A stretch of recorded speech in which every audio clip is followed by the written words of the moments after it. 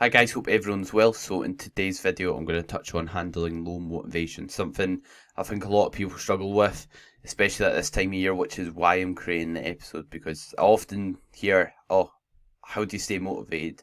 How come you're always motivated? And also, it is frequently a reason people don't adhere to the plan, and sometimes in check-ins, they might state they're not motivated, which made it hard to stick to things, and that caused them to, let's say, maybe not get their sessions in that week, not manage to tick all the boxes they need to tick to be moving forwards and progressing. And motivation is usually at its lowest at this time of year being winter, as usually the days are really dark, there's a lack of sunlight, so it's kind of a recipe to not be motivated. You just don't feel a bit more dull and feel a bit more, it's harder to get everything done. It's cold outside. It's not. You need to wrap up and put tons of layers on to get yourself to the gym. So overall, things can be a bit more difficult, and you can uh, kind of find it hard to stick to plan with also things coming up around Christmas period, etc. So the first thing I want to touch on is setting mini goals. So changing your body composition and also reaching your fitness goals takes time. It's not something that happens overnight. As a result, we should make sure that our goals are in line with that. And what I mean by this is make sure we're setting goals that we can achieve in a shorter period of time, and setting goals that keep us motivated and keep us having something to work towards, because you can lose sight of your goals if let's say you've got a long-term goal of, well, for myself, I could give an example of, I look to step back on stage and compete in bodybuilding again in 2024. That's a year and a half away. So if I don't set myself short-term goals, then it's going to be quite hard to stay driven, stay motivated, and have that sense of urgency, which can be very, very valuable. So instead of, let's say, only having a goal in 2024, I can set goals performance related. So things like chasing down certain lifts, things like trying to chase, not that you should, but chase a certain body weight. And this applies if you're dieting too. You can change, let's say, your body weight dropping and try and reach a new low in body weight. But yeah, for myself, I'm thinking about numbers in my head I want to hit on certain movements. And what I mean by this is, let's say, like a deadlift, I want to Romanian deadlift 200 kilograms. I want to chest press 4.5 plates. I want to do 2.5 plates on the adductor machine. So things like that. If you can set goals like that across the board, that's going to make you so much more motivated and give you a good sense of urgency. And it could just be simply making improvements in some areas. Like your short-term goals could be, let's say, improving your nutrition and the consistency there. And if you have these goals, performance-based ones, then when, let's say, if you're chasing down a lift and you know, right, you can't be bothered going to sleep, you want to watch something on TV, if you've got that goal and you're thinking, right, I want to hit this goal by this time, it's like, right, get your head on the pillow. You've got a reason to get to sleep. You've got something you're trying to chase down. Whereas if, let's say, your goal's a year and a bit away like mine's, and I don't think short term, and I just think, it's alright, it's a year and a half away, we've got plenty of time, then that will fly by and you probably won't have as good of an end product or reach your goal as well as you potentially could have. So in terms of what else you can do to keep yourself motivated in terms of goal setting is compete against others with your performance. So if you've got people you go to the gym with, or there's people you talk to in the gym and you see them doing certain lifts, just think, right, your goal's to catch them, your goal's to stay ahead, you want to crush them at that lift or whatever, you want to beat them at it, and set those goals, and that will help a lot. And motivation and like your consistency doesn't just have to come from one avenue. Yes, people say focus on yourself, and that is the real reason we should be doing it, self-improvement, but there's no reason why you can't use other people as a source of motivation and a source of keeping you consistent and moving forward, as long as it's not the only reason you do something.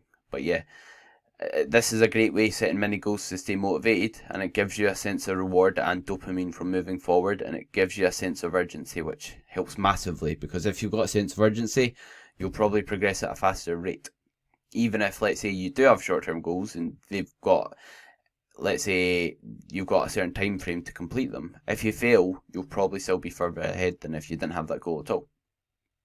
So next is highlighting wins and progression. So this is similar to the previous point in terms of setting goals, but when we are working towards long-term goals, we can't just highlight when we reach those long-term goals. And the reason being is they can be so far away and infrequent. Like I said, I can't just keep myself motivated by highlighting a goal that's 1.5 years away, because I've got to wait a long time to have any sense of reward or enjoyment or happiness from reaching that goal. So instead, set your short-term goals and highlight when you reach them.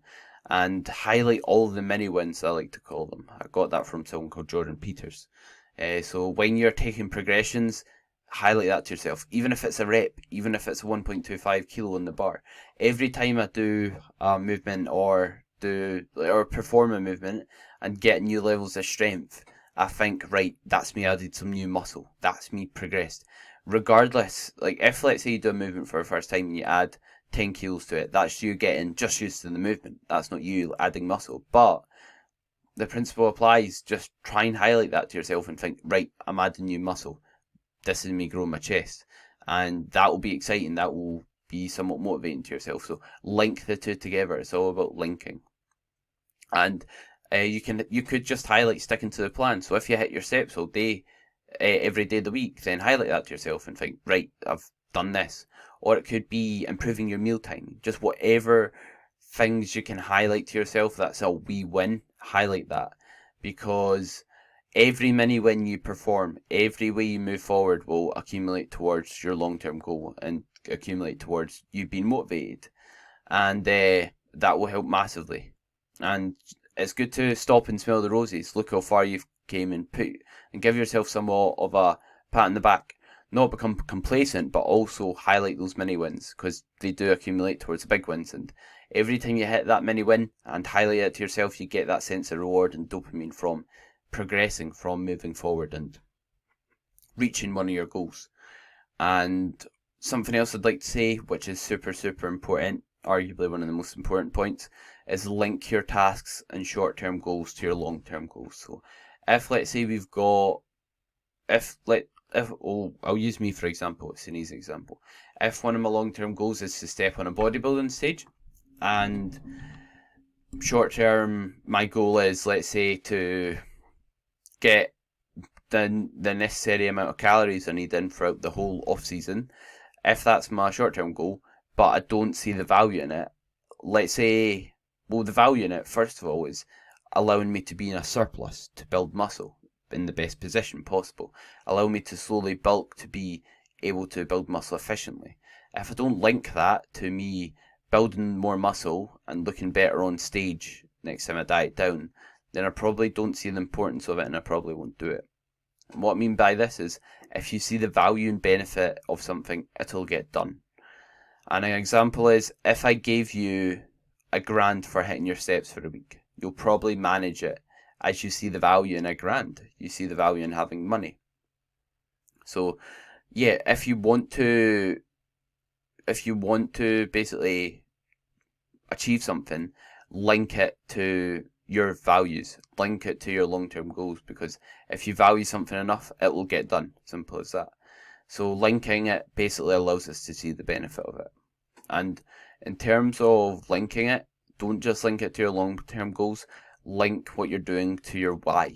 And it's really important to think deep and establish your why. Your why is simply the reason why you perform something or carry something out. It's the reason why you've probably joined the coaching process. And when you're thinking about your why, sometimes it can take a wee while to think about what your why actually is. This might seem weird. You might think it's obvious. I want to build muscle. That's my why. But think deeper. Why do you want to build muscle? Let's say it could be due to you feel really self-conscious and you hate the feeling of not being confident in your own skin and you're sick of it, and you want to feel confident and comfortable in yourself, and you want to prove to yourself that you can reach that goal of building muscle. That could be your goal. Or what do you think is going to be more motivating? Thinking, let's say an overweight individual, they want to lose weight. What's going to be more motivating and what's going to push them to be more consistent? Them thinking, my why's to lose weight. I want to lose weight. Or would their why be more empowering, be more motivating if they thought to themselves, my why is to lose weight so I can be healthy enough to see my children grow up, and so I can be in a good body composition so my wife is attracted to me. What do you think is going to be more empowering? What do you think is going to help them stick to the plan more? Thinking lose weight, look a bit better, or lose weight so I can be healthy, so I can stay alive for my children to grow up and watch them grow up and see their grandchildren or see their grandchildren, and then also so my partner's attracted to me. What do you think is going to be more empowering and going to drive them most to reach their goals? Definitely the second option. So next up is sunlight exposure. Might be a weird one to see in here, and you might think, why is that going to help me stay motivated? So getting sunlight exposure has a big impact on our mood and energy levels. I think in the last 2 weeks, I think I've had 3 clients say they just feel a bit lack of energy and a lack of motivation, just feel a bit like neutral, a bit flat. And sunlight exposure plays a big impact on our mood and energy levels. And there's something called seasonal affective disorder, which can be caused by lack of sunlight, and it's when we have a disruption in our mood, our energy level, our motivation and our drive on a daily basis. And many other things can be affected by this. And that's basically due to the lack of sunlight, or it can be caused by it.